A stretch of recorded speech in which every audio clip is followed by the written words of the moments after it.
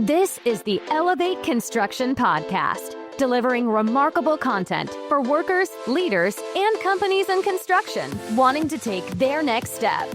Get ready to step out of your comfort zone with Jason Schroeder as he encourages you to do better, live a remarkable life, and expect more. Let's go.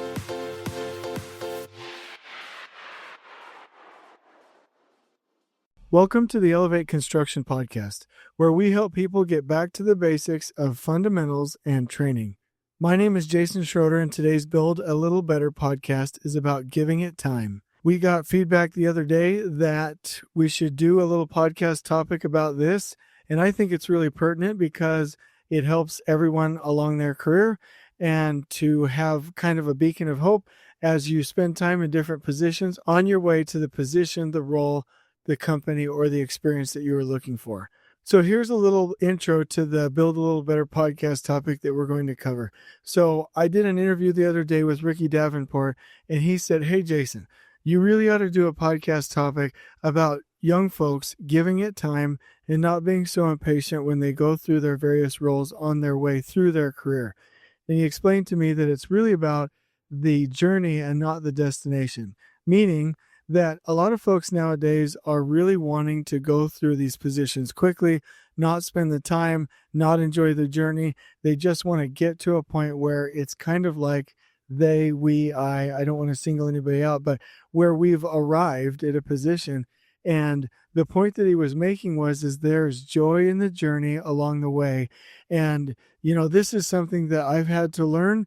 I wasn't always not good at this. Recently, I feel like I'm just a little bit more impatient, like time is running out. I feel like that old Alabama song, I'm in a hurry. I'm in a hurry to get things done, and I don't know why, right? So that message today hopefully will resonate with some of the younger folks and hopefully give a little bit of hope in the fact that waiting a little bit of time and experiencing some things in certain positions can be okay.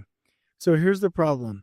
A lot of people, and I've been in the same boat, we want immediate rewards for things. We want immediate results. We want to be rewarded or given good things for who we are, who we've become, and spending time in a position or gaining that experience or kind of just having time in the seat really isn't something that we like, that people like in general. And they try and rush through their careers and not focus on the journey like Davenport was saying.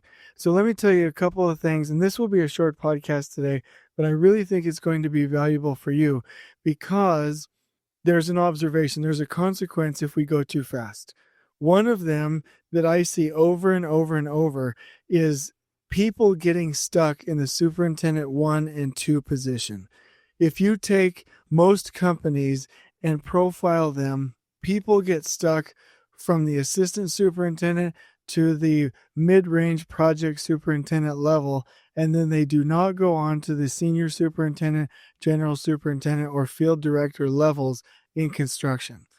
And this really came front and center for me when I saw the statistics that assistant superintendent, there might be 15 to 30 in an organization. A regular superintendent, not yet project superintendent, but regular superintendent, there's about 50 to 70 in an average size organization. And then you get up to project superintendent. So let's just call that a lead superintendent. You might have 24 to 35. And then general superintendent, the numbers get much smaller. There's 5, field director, 2 or 3. And there's this curve where a lot of folks are at superintendent level 2 or the regular superintendent or mid-range project superintendent level.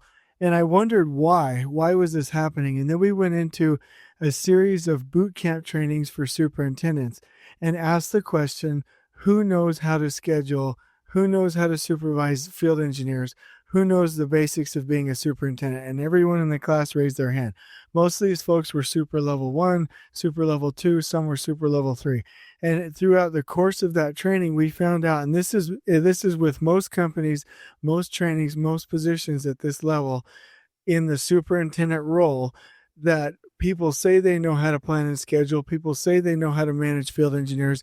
People say they know how to manage survey, manage quality, but they really don't have the basics, the fundamentals to get past that superintendent, mid-level or project superintendent range. I'm talking about the 10 to $45 million supervisory range there. And I tell people after observing that and observing this in different companies that you really want to have the basics, the fundamentals of field engineering before you move on. So one of the things we notice is that people that get stuck at the super 1 and 2 level, and this is from FMI, most companies have those levels. Any of the companies I've ever worked at have those different levels. So I'm not talking about a specific company. But generally, the super 1 and 2 levels, assistant superintendent or superintendent, and then, like I said, mid-range project superintendent level, people get stuck there, in my observation, when they don't have enough time being a field engineer. And let me tell you some of the observations that I've made with this in digging a little bit deeper. So people usually in this category that get stuck are promoted directly from a college position where they spend a little bit of time as a project engineer, or they are promoted directly from a craft position where they didn't get time in the seat as a field engineer and they didn't get a lot of time as a builder. And what happens is, in my observation again, is that, field engineers really are allowed to go build without distraction, quite frankly. Field engineers don't have to worry about schedules. They don't have to worry about procurement. They don't have to go worry about, the authorities having jurisdiction. They really are able to go do lift drawings, study drawings, layout, do surveying, construction surveying and layout. They're able to go lay out on walls, embeds, shoot elevations, do placement checks, do port checks, do quality control checklists, and really just go do the building part. They're able to go do lift drawings, draft themselves. They're able to go do the layout, and then they're able to quality control check anything that they're helping to build with the craft. It's a builder role. And when you get into the role of a superintendent, you're really into the planning and executing stage. A lot of superintendents do get, some opportunities to go build, but most of the time is in coordinating. Most of the time is in communicating. Most of the time is in leading. It's not the building time. So superintendents that didn't give themselves the couple of years of being a field engineer and taking that opportunity to be a builder, they really suffer because they don't have those basic skills that are needed to then go become a senior superintendent or a general superintendent. Now, some of you might be listening and being offended at me about this. Hey, don't be offended at me. I'm honestly trying to help anyone coming up through their careers to make it as far as they possibly can in their career, for personal fulfillment and success, for all of those reasons. When I say those things, that's not just a gimmick. That's real. That's who I am. So we have to realize that spending more time there will be helpful. And I've gone back and looked, and remember, I've spent 7 years traveling the United States, watching general superintendents, watching senior superintendents, and some of the best builders in our industry. And every one of them that I could count came from a carpentry craft position or a layout position or a field engineering position. All of them had time in the seat building for a number of years in that role. And you go do your own experiment. Go around and check out your senior superintendents, your general superintendents, your field directors, some of your best builders out there, and go see if they didn't spend some time in the seat of actually practicing as a builder. And I bet you'll find out that they did. So when people say, oh, I've been a field engineer for about a year, or I've been a field engineer for 2 years, I'm ready to move on, my first reaction is, hey, I don't think that's accurate. I think we're way off base here. And we really need to take a look at this, because the longer you're in the seat as a field engineer or doing layout, or as a carpenter doing supervisory type tasks, building type tasks, lift drawings, port checks, layout, surveying, anytime you spend extra time doing that, you have the basic fundamentals of what it's going to take to become a master builder. So I'm like, hey, if you want to, that's fine. but usually at least 2 years, maybe even 3 years. I personally spent 4 years as a field engineer. You will go farther and faster in your career if you do that because it gives you a good foundation. The other thing is true. A lot of the project managers and project directors and project executives that I have seen have spent a considerable time in estimating, have spent a considerable amount of time dealing with finances and procurement and change management and all of those things as a project engineer. They've put in the time and they didn't skip it. And now they have those fundamentals and they know what they're doing. So some companies, just to mention this, and I'm not saying that I advocate this in all situations, but some of the best companies that I've seen will have people go through and experience time in the seat as a field engineer, then as a project engineer, then as an assistant superintendent, and then they can go down the path of project superintendent or project manager, but they have that range of experience from field to office, and they have time experiencing a role where they're actually building, not just supervising, not just leading, not just coordinating, not just communicating, meaning they were able to focus as a builder. So that's fantastic. So just a little personal example from my life, I spent 4 years in field engineering. I read the Field Engineering Methods Manual. I've done survey. I've done primary control. I've done regular layout. I've done numerous types of buildings. I've done lift drawings. I've supervised crews. I then spent 7 years training in field operations. So I know about how to troubleshoot problems. I can solve almost any problem that you have in the field for survey, for field engineering, for supervision.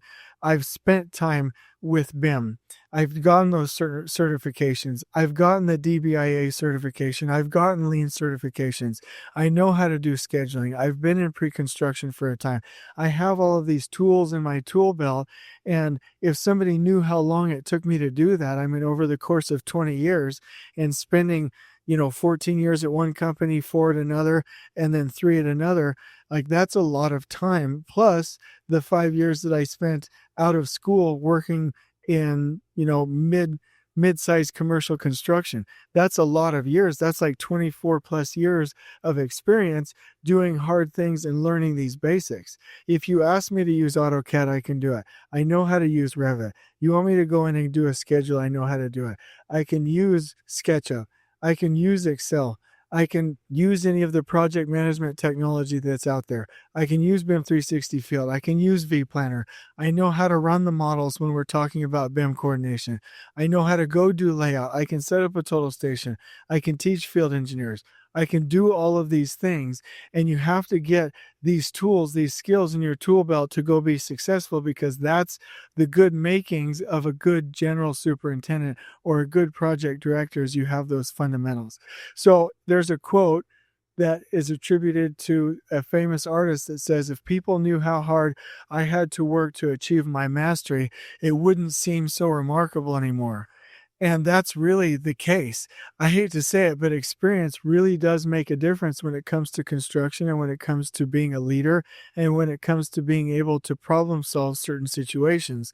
And so I wouldn't say that we have to spend decades doing this. We don't want to intentionally hinder somebody's career progress, but we do 100% want to spend enough time in the seat at each position to enjoy the journey. I mean, when I was a field engineer, somebody said, man, this is going to be the most exciting time in your entire career and you're going to love it. And I was like, wow, I'm working my butt off. I don't know how that could be true. But there isn't a week or a month that goes by that I don't think of how fun that was and enjoy that, and sometimes want to just go back and experience that. Really need to enjoy the journey as you're going. Enjoy that time placing concrete. Enjoy that time working with the crews. Enjoy that time really getting good at procurement and the financials on your project. Enjoy that time when you can focus on a portion of the project. You won't know what stress is until you have to be a project superintendent or a project manager and be the sole responsible person with the PM or with the project superintendent. You won't know what stress is until you get that to that position. So why rush it? Go get that experience and go do those things. So I remember one time Gary Vee was talking to some young entrepreneurs, and they were saying, well, I don't have this many likes on my social media account, or I'm only making this much money per year. And, what can I do to get more client engagement? And Gary Vee asked one of them, how old are you? And the guy said, I'm 24. And he said, give me a break. I give up. And he just walked, and he was nice about it because Gary Vee's pretty nice. And, he cares about people, but he was like, give me a break. And he just started walking to the other side of the stage. And he's like, dude, guys, like I was, 33, 34, 35 before I really started to put out content. He's like, I'm well past my mid 40s now, and I'm just starting to be successful like you see me now. This has taken me decades to build. Back when I was building my business, I could tell you anything about any different type of wine that could ever be made. I could tell you what the soil smelled like. I could tell you which one to use with different types of food. I put in my time, Gary Vee said, to really know the fundamentals. And then I started to get successful with business after my mid 40s. So any of you that are 24 years old and complaining that you're not immediately successful, like give yourself some time, be patient. So I do want to mention that it's all about discipline. Discipline will beat mere talent every time. You may have a lot of talent. You may think you're good. You may have grasped the concepts, but you need to go grind. You need to work harder than anybody else.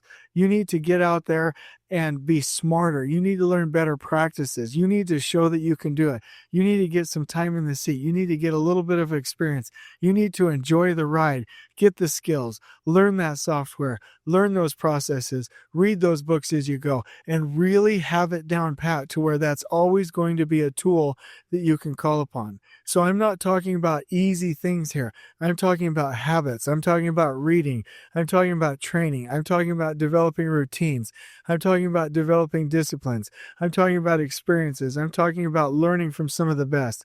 I'm talking about having mentors and role models, learning proper philosophies, and pushing yourself through your career in a way that you not only enjoy it, but you really get the fundamentals. And so that's my message today is, if you are not as far along as you want to be, don't be too hard on yourself. Be patient.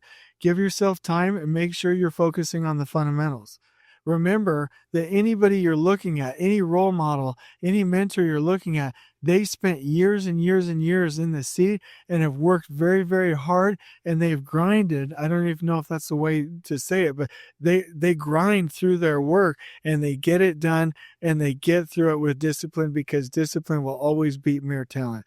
The other thing, in addition to the message of keep going, enjoy the journey, and really focus on the discipline as you go and the discipline of learning, is also don't be so good that you're indispensable.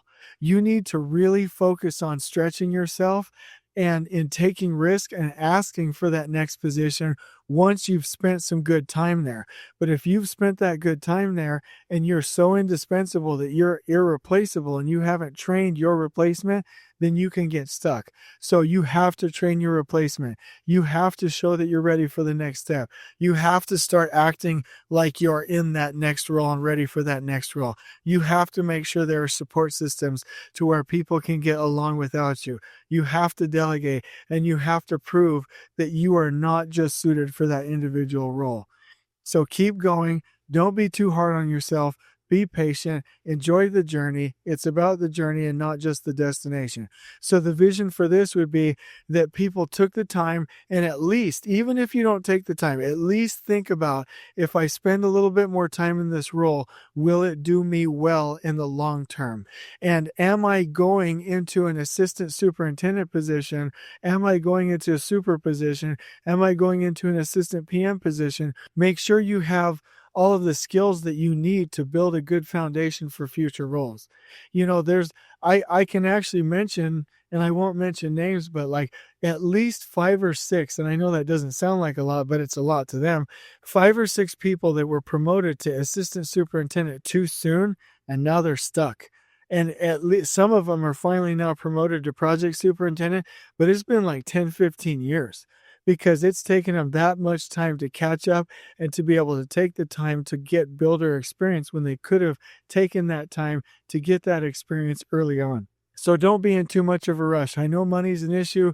I know we have families to feed. I know we have good things out there that we need to do, but give yourself the time and be patient. So the vision for this is that you have the right foundation.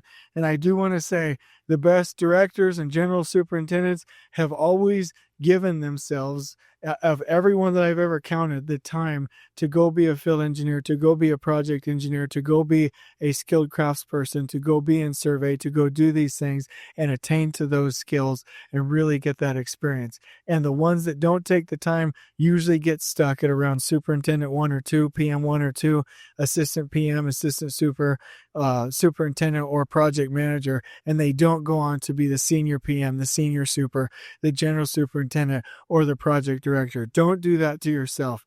Make sure you're giving yourself enough time, and don't be in too much of a rush. Make sure that you're prayerful about it, you're thoughtful, and you're considerate of your own future. And the last thing that I would say is you have to have builder experience, and superintendent and PM roles are not builder experiences. Now, you need to be a master builder to be successful, but they are not builder experiences. They are management experiences. Field engineering, project engineering, craft, foreman, those are builder experiences, and you need a builder foundation to succeed. So I hope this helps. Please be thoughtful about this. Talk to your spouse. Make sure you're making good decisions, and on we go. Please join us next time in elevating the entire construction experience for workers, leaders, and companies coast to coast. If you're enjoying the show, please feel free to share with your construction colleagues and help us spread the word by rating, subscribing, and leaving a review on your preferred podcast listening platform. We really appreciate it. We'll catch you next time on the Elevate Construction Podcast.